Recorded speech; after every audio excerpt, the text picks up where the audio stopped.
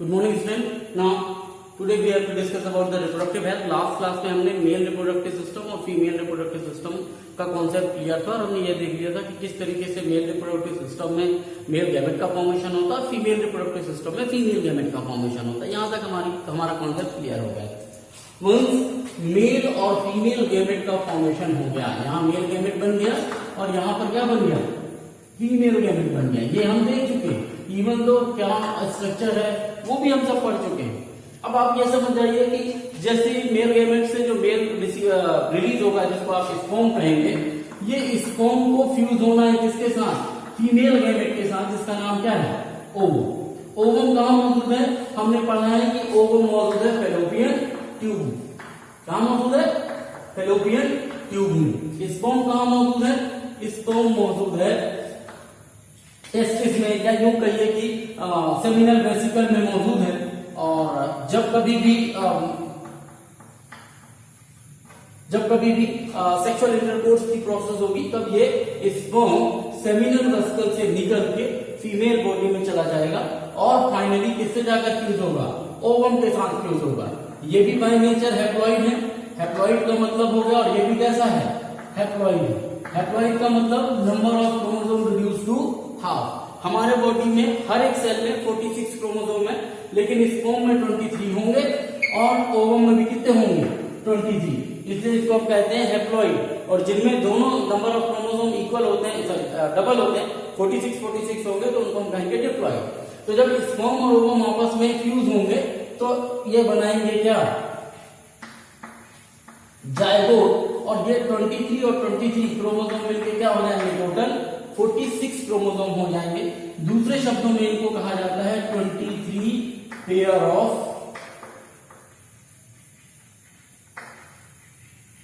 Chromosome. 23 pair of chromosome. तो ये यहां तक बात आई थिंक आपके पास समझ में आ गई।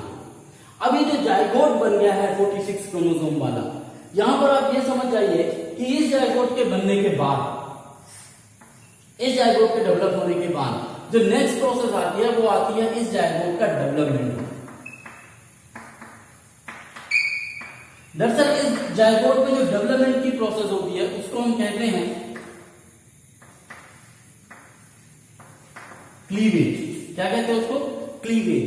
नॉर्मली जब बाकी हमारे पूरे शरीर में डिवीजन होता है, यानी एक सेल डिवाइड होकर 2 बनाती है, 2 से 4 बनाती है, तो उसको हम सेल डिवीजन कहते हैं। लेकिन जब एक single cell zygote mother body के अंदर, यूटेरस के अंदर, क्योंकि जायगोट कहां मौजूद है, यूटेरस में मौजूद है, आ गया। तो ये यूटेरस में या फैलोपियन ट्यूब में मौजूद है ये जायगोट। इसमें यदि डिवीजन की प्रोसेस होगी तो उसको हम कहेंगे क्या, क्लीवेज कहते हैं। क्लीवेज में क्या होता है कि एक सेल डिवाइड होती है 2 सेल में, 2 सेल डिवाइड होती है 4 में, 4 सेल डिवाइड होती है 8 में। यहां दिखा पाना मुश्किल है। 3 डायमेंशनल स्ट्रक्चर में यदि आप कल्पना करें, सपोज करें वो एक सेब ले ले आओ और एक चाकू से ऐसा एक क्रॉस करें, तो इधर जब तक सेब आपका पूरी तरीके से ना कट जाए, आधा से ज्यादा कटा हुआ हो, तो 2 सेल बनने लगती, 2 सेल बन जाएंगी, मतलब 2 पार्ट हो जाएंगे सेब के। और तब तक एक दूसरे चाकू से या दूसरा सेक्शन काटना शुरू कर दो, यानी उन दोनों फलकों का। तो जब तक पहला वाला सेक्शन कंप्लीट होता है या पहला इंसिजन खत्म होता है, तब तक दूसरा आधे में पहुंच चुका होता है। तो इस तरीके से कंटिन्यूएशन में डिवीजन ऑफ सेल की प्रोसेस चल रही होती है। और उस डिवीजन ऑफ सेल के कारण ये जो एक सिंगल सेल स्ट्रक्चर है जायगोट, ये पहले 2 सेल में डिवाइड होता है, फिर 4 सेल में डिवाइड होता है, फिर 4 के बाद ये चारों की चारों सेल एक साथ डिवाइड होती है, तब कितने सेल में बन जाता है, 8 सेल में डिवाइड हो जाता है। तो ऐसा करते हुए 8 के बाद फिर जो अगला डिवीजन होता है उसमें 16 में कन्वर्ट हो जाता है, 16 के बाद 32 में कन्वर्ट होता है, 32 के बाद 64 में, तो यानी मल्टीप्लीकेशन में कन्वर्ट होता है। कैसे, 1 से 2, 2 से 4, 4 से 8, 8 से 16, 16 से 32, 32 से 64, इस तरीके से डिवीजन होता है। क्योंकि हर एक सेल डिवाइड होती है। तो जब इस तरीके से डिवाइड होती है तो आगे मानकर चलिए 16 से 32 वाला जो स्टेज होता है उसको हम कहते हैं मॉरूला। क्या कहते हैं, मॉरूला। जैसे सिंगल सेल स्ट्रक्चर होता है तो उसको जायगोट कहते हैं। ये 16 से 32 स्टेज कहलाती है मॉरूला। फिर आता है 32 से 64 स्टेज, ये बीच वाला पोर्शन, ये जो स्टेज होती है इसको हम कहते हैं ब्लास्टुला। और इसके बाद वाली फिर नंबर ऑफ क्रोमोसोम बड़ी तेजी से बढ़ना शुरू होते हैं, मोर देन दिस। वो स्टेज कहलाती है गैस्ट्रुला। तो दरअसल ये नाम है मोरूला, ब्लास्टुला, गैस्ट्रुला। तो ये स्टेजेस हैं जो हम काउंट करते हैं जब हम डिवीजन की प्रोसेस देखते हैं या क्लीवेज की प्रोसेस देखते हैं। याद रखिएगा गैस्ट्रुला आते आते तक नॉर्मल सेल डिवीजन चलता है, यानी क्लीवेज चलता है, सेल डिवाइड होती जाती है। लेकिन एक बार जाइगोट गैस्ट्रुला स्टेज में पहुंचा, इसके बाद यहां से ये डिसाइड हो जाता है कि कौन सी सेल किस चीज का फॉर्मेशन करेगी। मतलब gastrula stage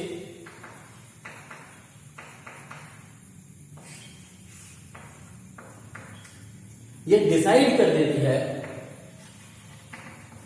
which cell will form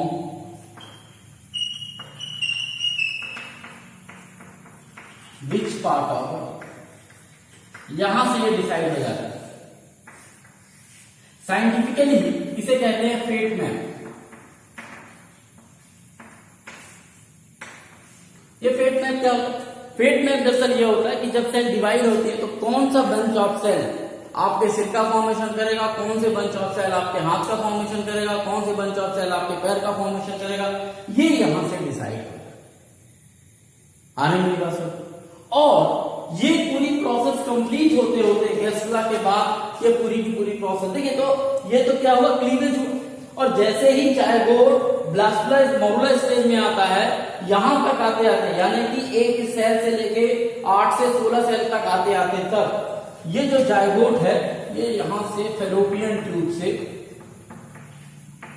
fallopian tube में था है, तो यहां से होता हुआ इस स्टेज तक पहुंचते पहुंचते वो कहां पहुंच जाता है, यूटेरस में पहुंच जाता है। और फिर ये यूटेरस में क्या होता है, यूटेरस के साथ चिपक जाता है। जब ये यूटेरस के साथ चिपकता है तो उस वर्ड को कहते हैं इम्प्लांटेशन। क्या कहते हैं? इम्प्लांटेशन। अटैचमेंट ऑफ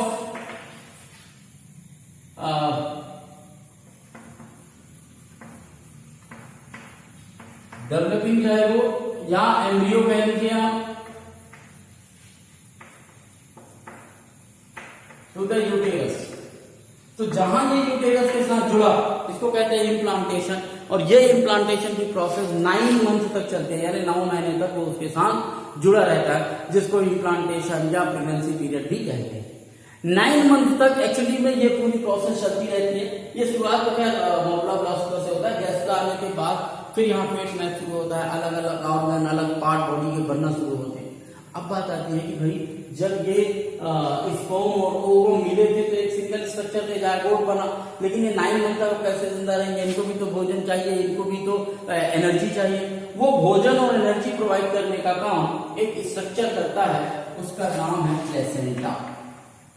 क्या है placenta? It is a connection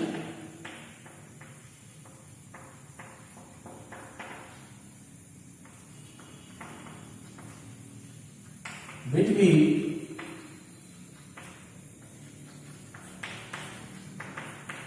mother and child. और ये केवल कनेक्शन नहीं है, ये वो स्ट्रक्चर है जो बच्चे को मां से न्यूट्रिशन प्रोवाइड करता है, ऑक्सीजन प्रोवाइड करता है, यानी हर एक चीज जो बच्चे को चाहिए वो मां से मिलती है। किसके थ्रू? प्लेसेंटा के थ्रू। इसी तरीके से जो चीजें बच्चे को नहीं चाहिए या यूं कहिए कि जो उसको एक्सक्रीट आउट करना है वो भी करने का काम किसके थ्रू होता है? इसी के थ्रू होता है। तो क्या कहते हैं? प्लेसेंटा। क्या कहते हैं? प्लेसेंटा। तो प्लेसेंटा दरअसल दोनों काम करता है एक्चुअली में, जरूरत की चीजें बच्चे तक पहुंचाने का और साथ ही साथ जो चीजें वेस्ट हैं उनको शरीर से बाहर निकालने का भी काम करता है।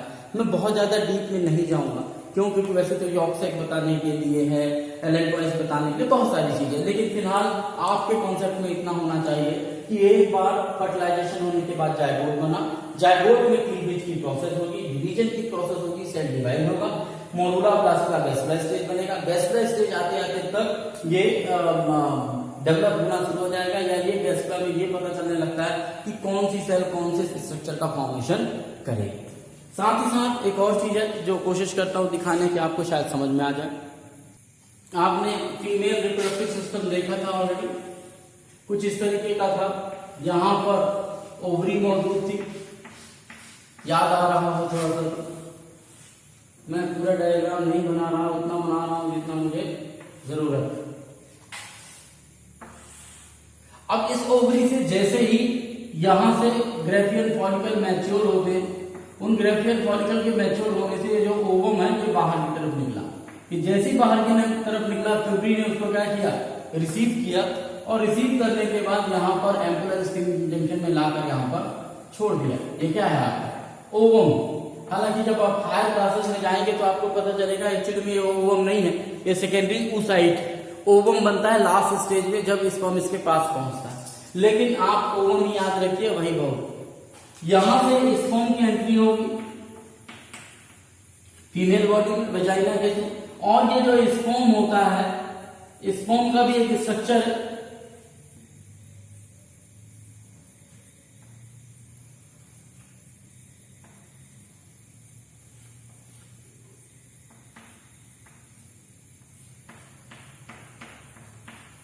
फिलहाल उसमें नहीं जाता।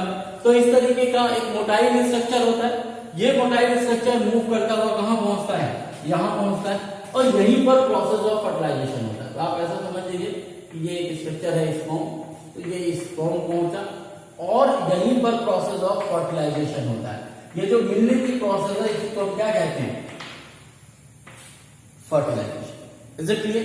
अब जैसे ये फर्टिलाइज होंगे तो ये स्ट्रक्चर बन जाएगा क्या, फर्टिलाइजेशन होते ही साथ ये स्ट्रक्चर कहलाने लगेगा जाइगोट। तो जो अभी तक ये हैप्लॉइड थे, कैसे थे, हैप्लॉइड, मतलब नंबर ऑफ क्रोमोसोम कितने रहेंगे, 23, यहां आते साथ कितना हो गया, 46 हो गया। Is it clear? और अब ये जाइगोट जो बन गया है,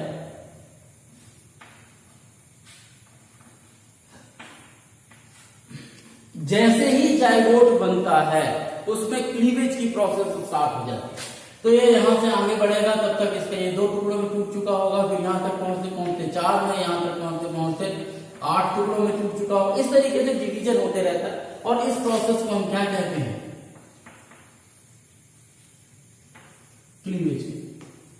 मोरुला स्टेज आते आते तक, ये तो स्पर्म उधर चला गया मान लीजिए, तो मोरुला आते आते तक ये जो है, अच्छा इस बीच क्या होता है, इस बीच ये आपकी जो यूटेरस होती है इसकी वॉल अपने आप को क्या करती रहती है, तैयार कर लेती है।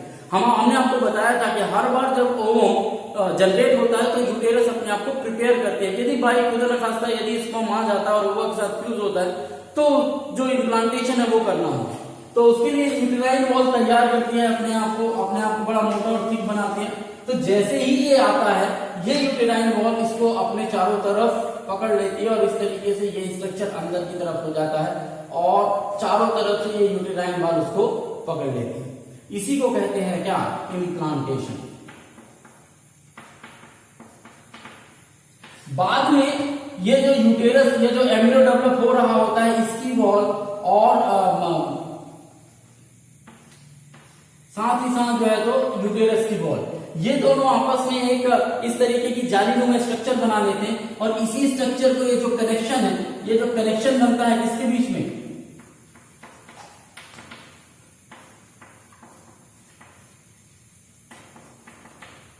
एम्ब्रियो एंड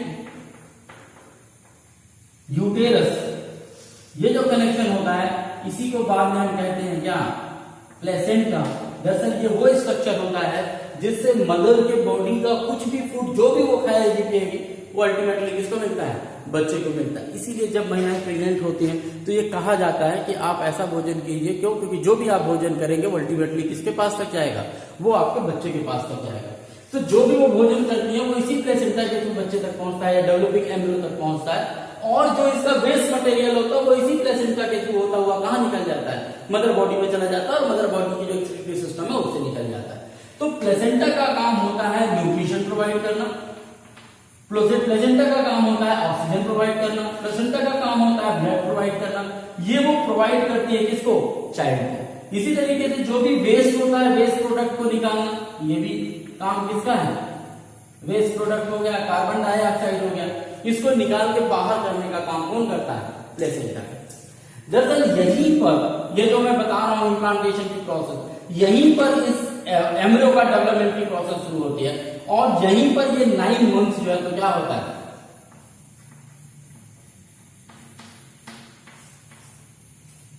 ये 9 मंथ गेस्टेशन पीरियड, इसको क्या बोलते हैं, ये 9 मंथ को क्या बोलते हैं, नाम है उसका क्या, गेस्टेशन पीरियड।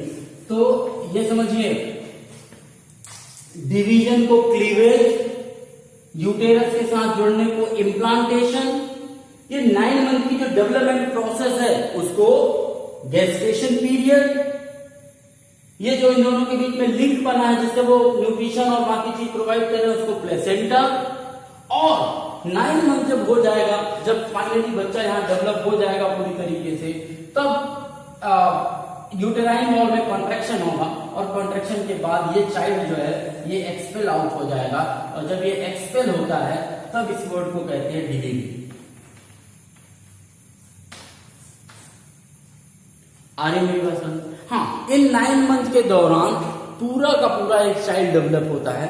याद रखिएगा, शुरुआत जो होती है किसी भी चाइल्ड की, सबसे पहला ऑर्गन जो डेवलप होता है किसी भी चाइल्ड में वो क्या होता है, हार्ट। सबसे पहला क्या बनता है, हार्ट। इसीलिए जो भी प्रेग्नेंट लेडीज होती हैं उनको जब डॉक्टर चेक करता है तो बच्चा सरवाइव कर रहा है कि नहीं कर रहा है तो उसमें हार्ट बीट ही पहले सबसे पहले चेक की जाती है। तो यदि हार्ट बीट चल रही है इसका मतलब डेवलपमेंट की प्रोसेस है।